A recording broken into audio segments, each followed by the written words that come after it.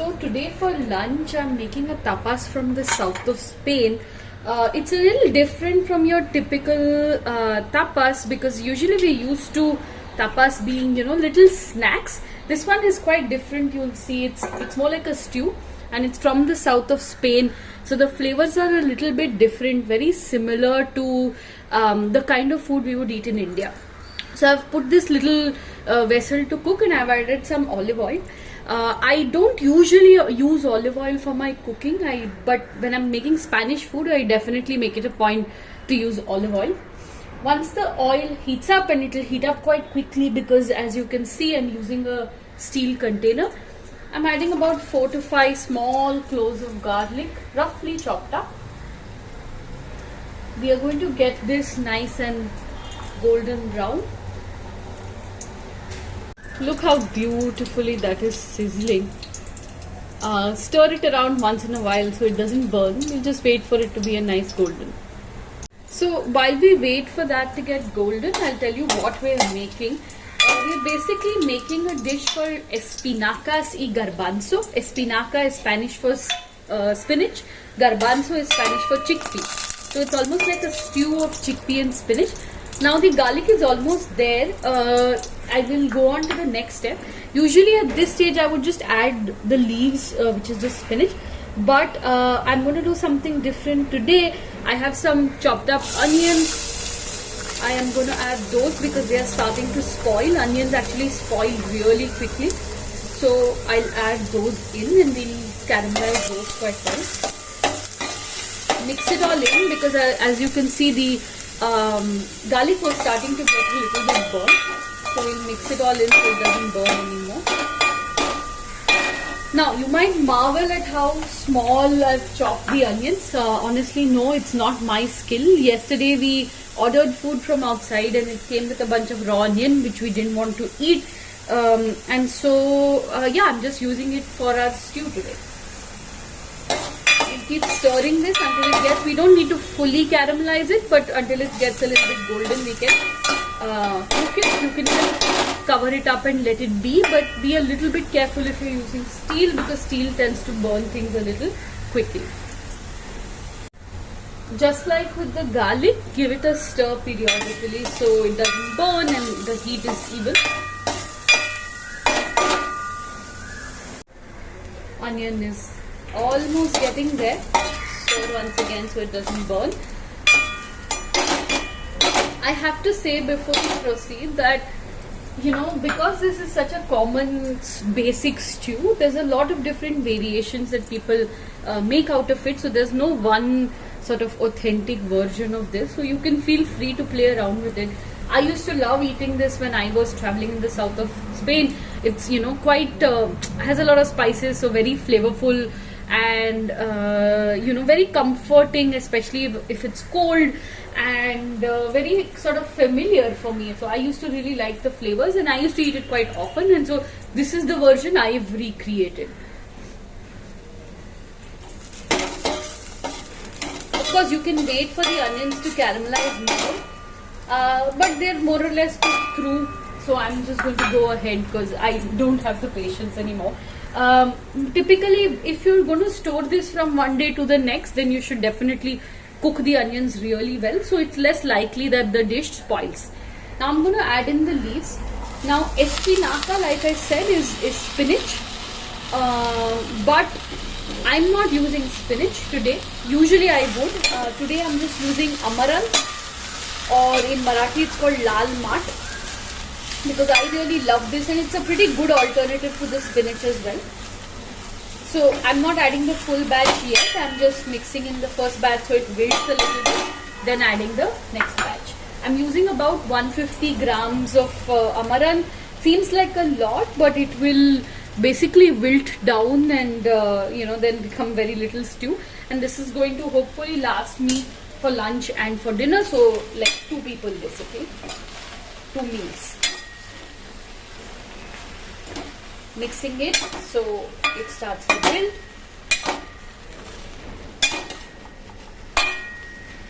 And one trick that my mother always says is as soon as you add your vegetables, increase the flame a little bit so it catches, it starts to create sort of and add in your salt. I'm adding very little at this point. I will taste it and adjust it later. Mix in the salt.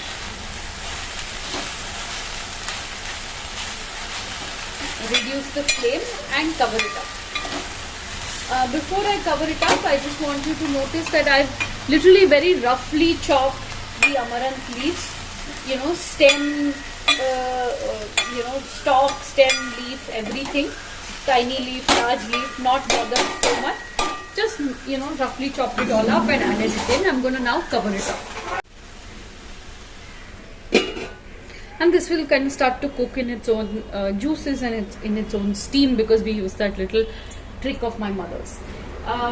It doesn't have to cook through, like, really don't overcook it. Like, I keep, because it's a green, keep it a little bit fresh still. So we'll give it a couple of minutes and then move on to the next step.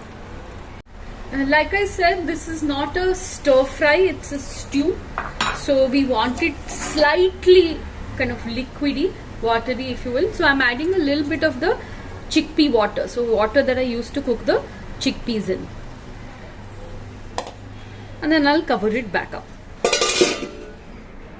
You can see now how much the quantity has kind of, suppressed and it's wilted down. The only thing that will take long to cook here will be the stalks. So we can move on to the next step and add some spices. Now I'm adding a little bit of cumin powder. This is basically freshly roasted and hand pounded. Best to freshly roast your spices always, obviously. I really like cumin or jeera. That's why I'm adding extra of that. And I'm adding a little bit of coriander powder as well. This is not freshly roasted or hand pounded, but I have it. I have to use it, so I'm using it. I'm just going to go ahead and add a little bit more cumin, because like I said, I really like it. What else? Add a little bit of pepper powder. Again, this is completely to your taste. This black pepper powder I have freshly pounded as well, not using store-bought in this case. And a little bit of chili powder. Both of these give heat, as you can imagine, but they are very different kinds of heat. So I'm adding both. You can also add usually a little bit of sugar or jaggery, but today, because I've used the onions, that will give its own sweetness, so I'm not adding that. And you should also add a little bit of vinegar for some sourness to it, but I don't have vinegar, so I'm using pomegranate molasses, which has a very similar effect. It's such a thick, beautiful syrup. It also has some sweetness, so which is why again I'm not adding sugar or jaggery today.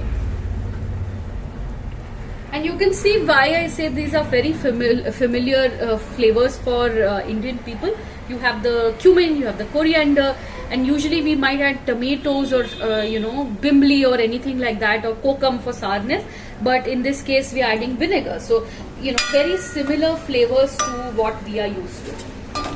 Now, again with the leaves, you can cook as much as you want it or not.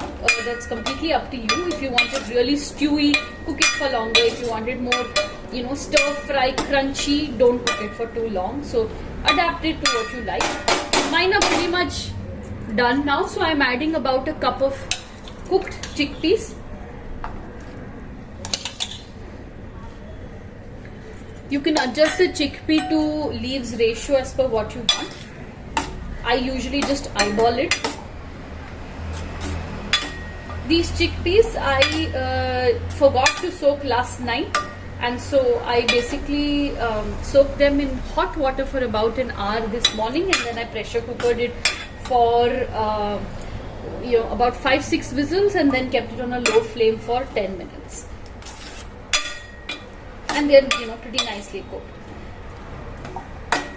You can see the greens to chickpea ratio. I am finding it a little bit off still. Off as in I need more chickpeas, so I'm adding a bit more. I have some chickpeas left over that then I can use for making hummus. So I will store those on the side. I'll also increase the flame a little bit. It's leaving a bit too much water for my taste. So I will evaporate some of the water. In about a minute, I'll taste it. I'll adjust whatever flavors I've added, salt, spice levels, whatever. and then cook it for a couple of more minutes so that the chickpeas absorb all the flavor and everything sort of becomes uniform, and that's it. Then it will be ready. So it's been about 5 minutes since I added the chickpeas. So, and I tasted it just now. It tastes good, except it needs a bit more salt, so I'm adding that. I am also adding a bit more cumin. As I said, love cumin, so can't have enough of it. It has a back hit of spice, especially from the pepper, so I'm good on that. It has some sourness also. The amaranth is still not fully cooked. It's a little crunchy. I mean, of course, it is fully cooked in the sense if you like it crunchy, keep it that way. I want to cook it a little bit more, especially for the stalks. So I'm going to leave this for about 3-4 minutes more, and then we'll be done. Leaving it for 3-4 minutes more will also mean that the kind of chickpeas will absorb some of the flavors, which I think it's still missing at this time. So doing that and then putting it off. Et voila, that's the dish.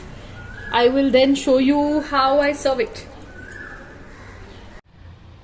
So usually I would serve this with some bread, but today, because I have leftover rice, that's what I'm serving it with, and some yogurt topped with a Mexican sauce called salsa macha, which I didn't make, which I purchased. So here's the stew. It has all of these familiar spice flavors, cumin, coriander and all of that, because of the North African influence and the Arab influence in Spanish food. So very familiar because of that.